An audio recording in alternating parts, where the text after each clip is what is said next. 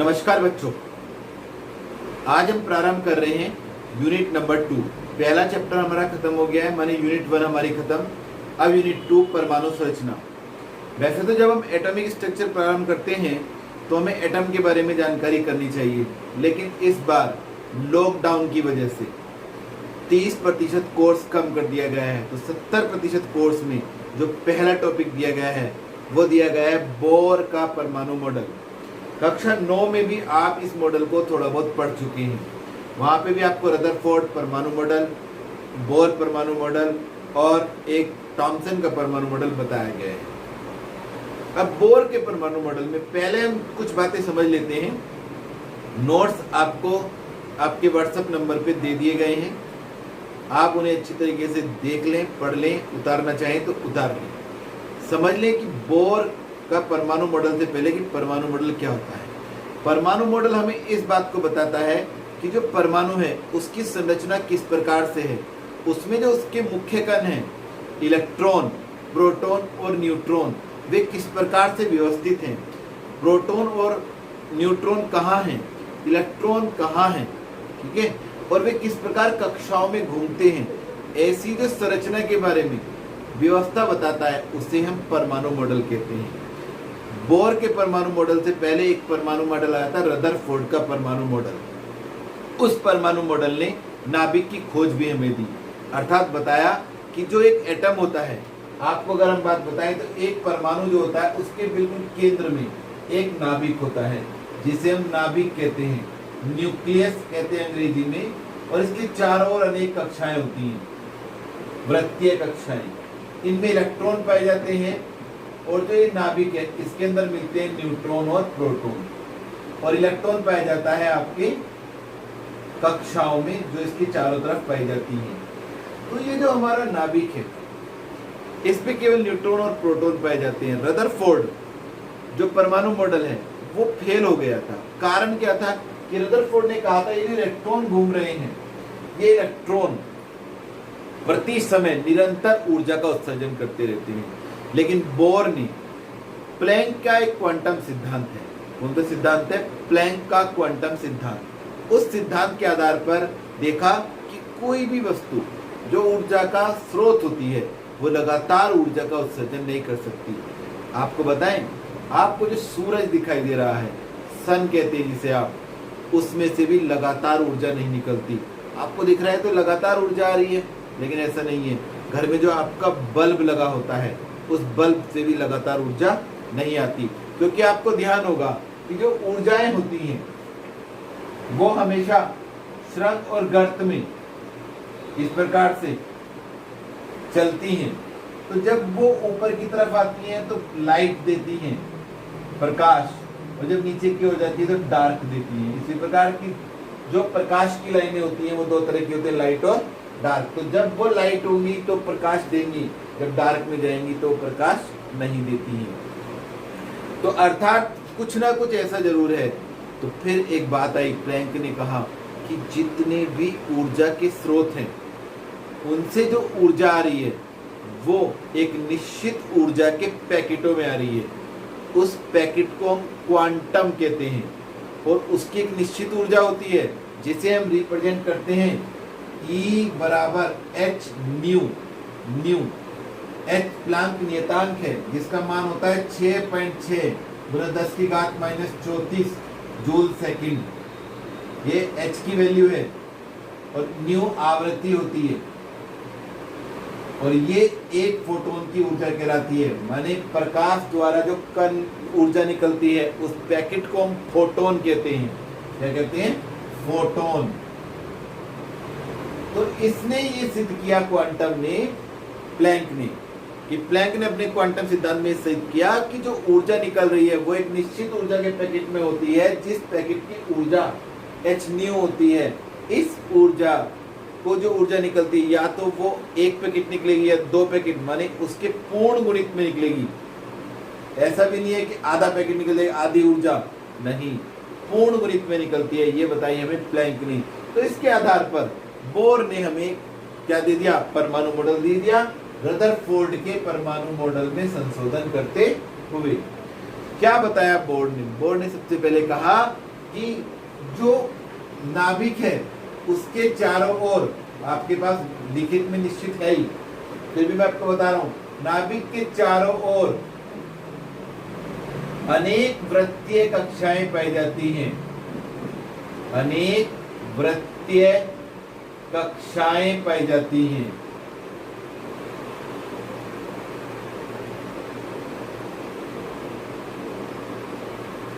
दूसरी बात उसने कही, प्रत्येक कक्षा में इलेक्ट्रॉन नहीं होते। प्रत्येक कक्षा में इलेक्ट्रॉन नहीं पाए जाते। तो इलेक्ट्रॉन कौन सी कक्षा में पाया जाता है? इलेक्ट्रॉन नहीं पाए जाते हैं। तो फिर इलेक्ट्रॉन कौन सी कक्षा में पाया जाता है? इलेक्ट्रॉन उस कक्षा में पाया जाता है जिस कक्षा में इलेक्ट्रॉन का कोणीय संवेग h/2π का पूर्ण गुणित होता है। प्रत्येक कक्षा में इलेक्ट्रॉन नहीं पाए जाते, परंतु जिस कक्षा के लिए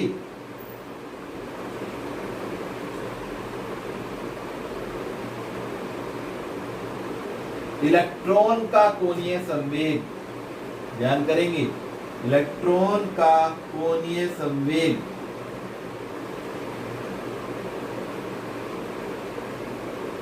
क्या होता है?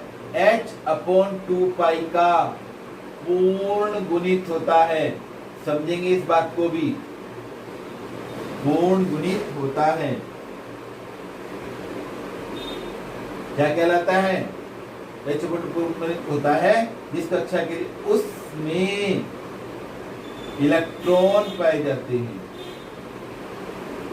अब इस बात को समझे पहले हम कि h/2π का पूर्ण गुणित का क्या मतलब है।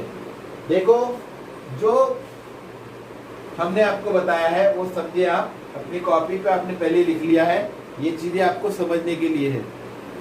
माने जो कोणीय संवेग होता है उसका सूत्र होता है mvr, ये होगा कोणीय संवेग। और हमने राशि दी h/2π, ठीक है। तो अगर हम mvr को h/2π से भाग करें, इससे भाग करें h/2π से, और इसकी वैल्यू 1 आए, तो इसका मतलब होता है ये इसका पूर्ण गुणित है। जैसे मैं आपको बताऊं, 4 को भाग करें आप 2 से, तो 2 से जब 4 को भाग करेंगे तो पूर्ण गुणित आएगा 2 दूनी 4।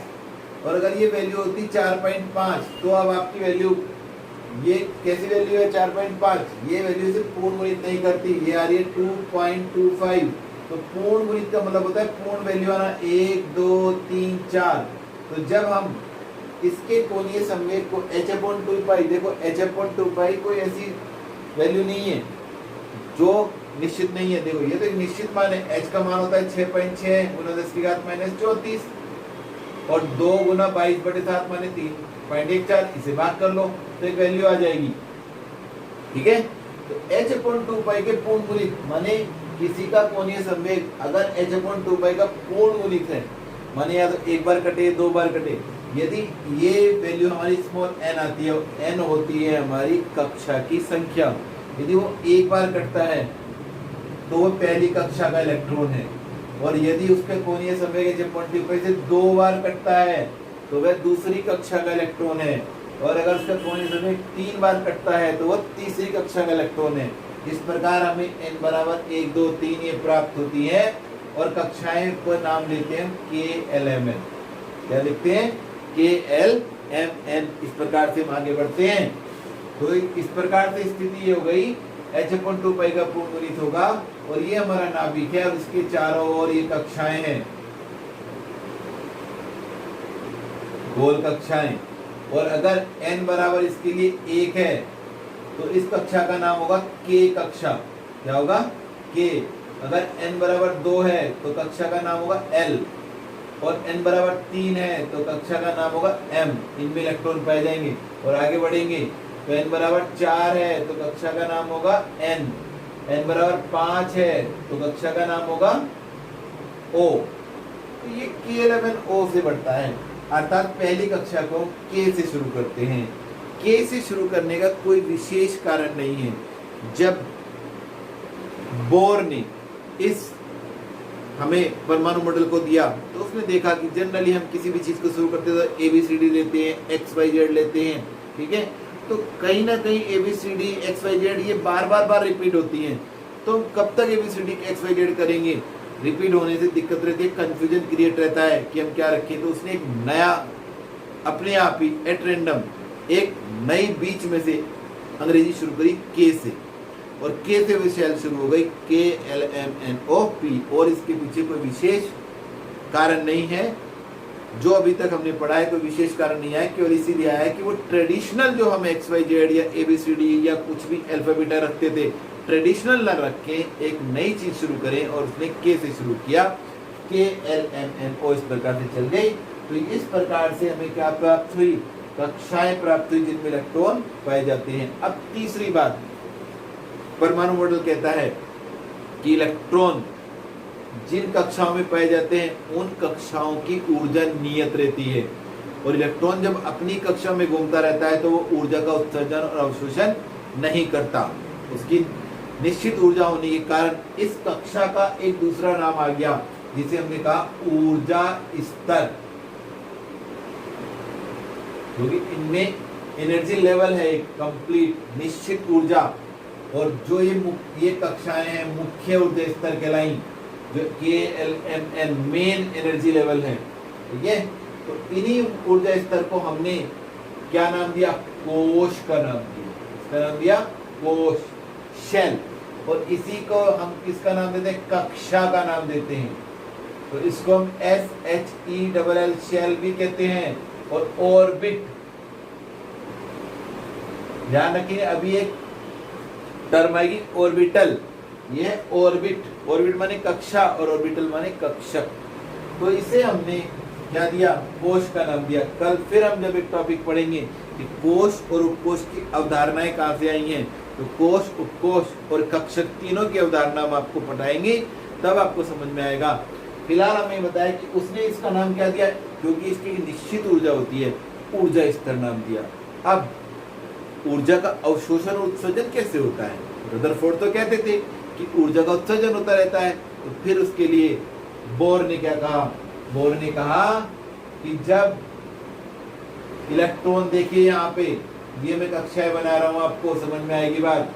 ये हमारी कक्षाएं, ये पहली कक्षा है, और ये दूसरी, ये तीसरी, ठीक है। और ऊर्जा इनके हमेशा जैसे जैसे कक्षा की संख्या बढ़ रही है वैसे ऊर्जा भी बढ़ती है, माने पहली कक्षा से ज्यादा ऊर्जा दूसरी कक्षा की है, दूसरी कक्षा से ज्यादा ऊर्जा तीसरी कक्षा की है।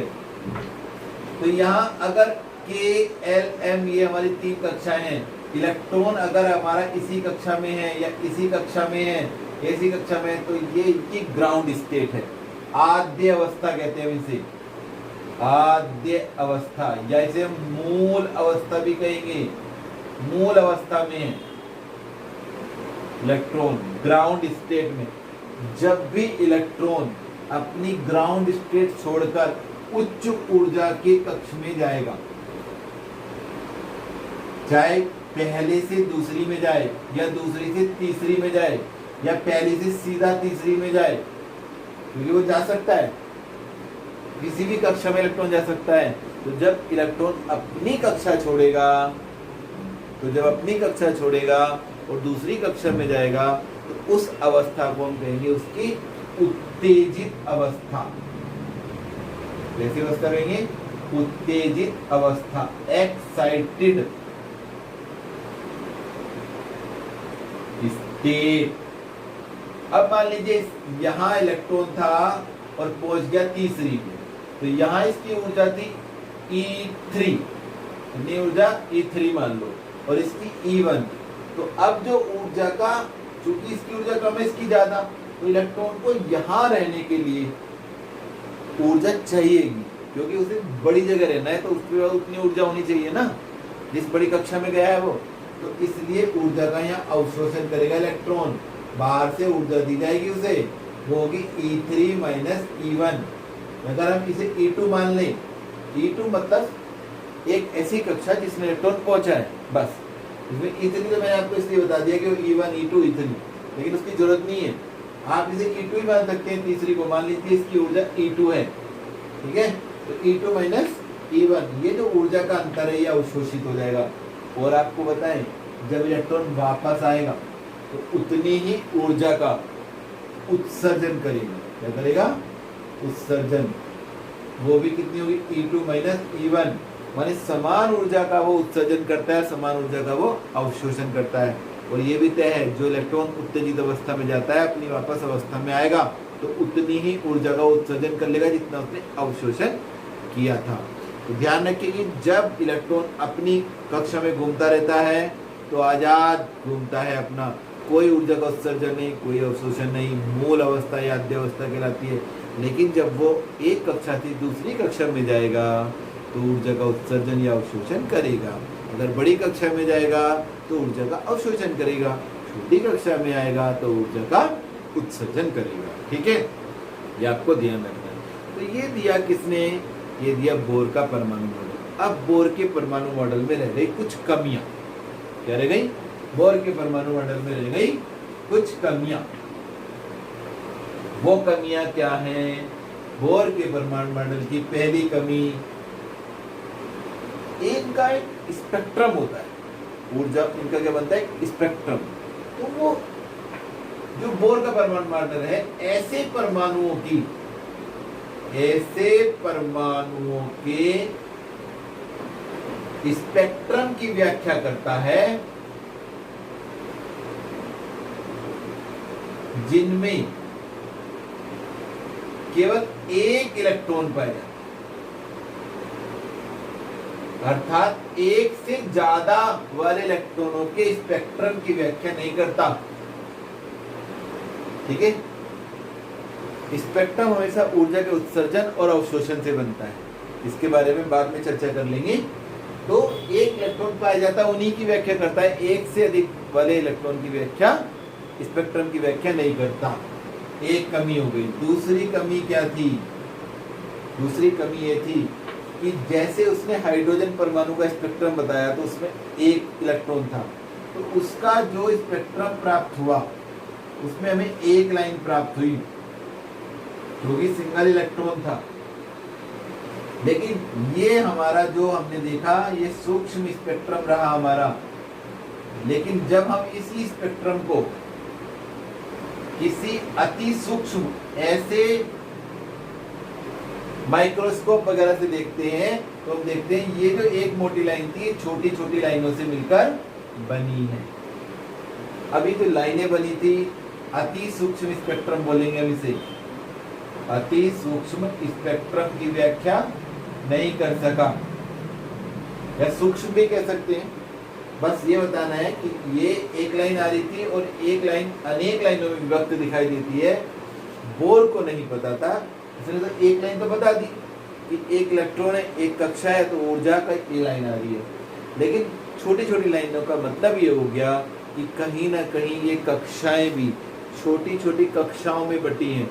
ये ऊर्जा स्तर भी छोटे छोटे ऊर्जा स्तर में बटा है, उसकी बात हम कल करने वाले हैं। ठीक है, तो ये सूक्ष्म स्पेक्ट्रम की व्याख्या नहीं कर सका। ठीक है, तीसरी बात, ये जो सूक्ष्म स्पेक्ट्रम की रेखाएं हैं, जब हम इन्हें या जब हाइड्रोजन के स्पेक्ट्रम को चुंबकीय क्षेत्र में ले जाते हैं, किस में ले जाते हैं? चुंबकीय क्षेत्र में। ध्यान रखेंगे दो बातें इसमें, दो प्रभाव यहाँ पे आएंगे, स्टार्क प्रभाव व जीमान प्रभाव। अब समझ लें आप क्या है। ये जो हमारी लाइनें थी, मान लीजिए ये लाइनें हैं जो मैं आपको दिखा रहा था, चलो ऐसे दिखा लें, आपको इस तरह से दिखाई थी मैंने आपको। तो जब हम इसे चुंबकीय क्षेत्र में ले जाते हैं, यहां लेंगे विद्युत क्षेत्र। कौन सा क्षेत्र हुआ? विद्युत क्षेत्र। जब हम इसे विद्युत क्षेत्र में ले जाते हैं तो ये लाइनें विभक्त हो जाती हैं। विभक्त का मतलब कुछ इधर को चली जाती है, कुछ इधर को चली जाती है।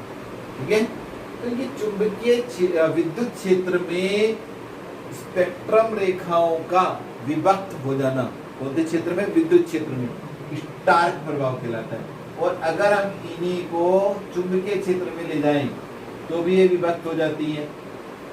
लाइनें हमारी जो आ रही थी ये क्या हो जाती है, आगे जाके विभक्त हो जाती है, जैसे क्षेत्र में आती है। तो ये अगर चुंबकीय क्षेत्र में स्पेक्ट्रम रेखाएं विभक्त होती हैं तो इसे कहते हैं हम कौन सा प्रभाव, जीमान प्रभाव। और जब विद्युत क्षेत्र में होती है स्टार प्रभाव। इन दोनों प्रभाव के बारे में बोर का मॉडल कोई व्याख्या नहीं कर सका।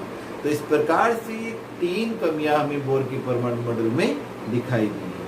तो ये आज हमारा हुआ बोर का परमाणु मॉडल और उसमें होने वाली सीमाएं। ठीक है, कल हम आपको बताएंगे कोश और उपकोश की अवधारणा। और ये जो आप सीमाएं देख रहे हैं जीमान स्टार प्रभाव की, ये अभी दूर नहीं की गई है। हाइड्रोजन की एक स्पेक्ट्रम वाली सूक्ष्म स्पेक्ट्रम की व्याख्या दूर की गई, किसके द्वारा, सोमरफील्ड के द्वारा। जब मैं कोश और उपकोश की व्याख्या करूंगा तब आपको केवल उसके बारे में बताऊंगा कि कैसे कैसे ये स्पेक्ट्रम की व्याख्या हुई है। अब आप घर पर रहिए, सुरक्षित रहिए और आपको ये बोर का परमाणु मॉडल अच्छी तरह से समझ में आ गया होगा। अपने नोट्स अच्छी प्रकार से अब एक बार फिर पढ़ लीजिए, आपको अच्छी तरह से याद हो जाएगा। Thank you. हमारे एक बात कहनी रह गई, हमारे चैनल को सब्सक्राइब कर लो लाल रंग का बटन दबा के। और जो आपके ऐसे मित्र हैं जो किसी दूसरे स्कूल में पढ़ते हैं तो उन्हें हमारी वीडियो शेयर कर लें, चाहे वो आपकी मम्मी के भाई बहन का, मानी मौसी, आपके मामा का बच्चा हो और उत्तर प्रदेश बोर्ड में पढ़ा, मुजफ्फरनगर पढ़ रहा है लेकिन है कक्षा 11 में, आप उसे भी इसे शेयर कर सकते हैं। तो हमारे चैनल को सब्सक्राइब करिए और शेयर करिए और जो कुछ समझ में नहीं आए हमारे व्हाट्सएप पे हमें बताइएगा, हम आपकी प्रॉब्लम सोल्व करने का प्रयास करेंगे। Thank you.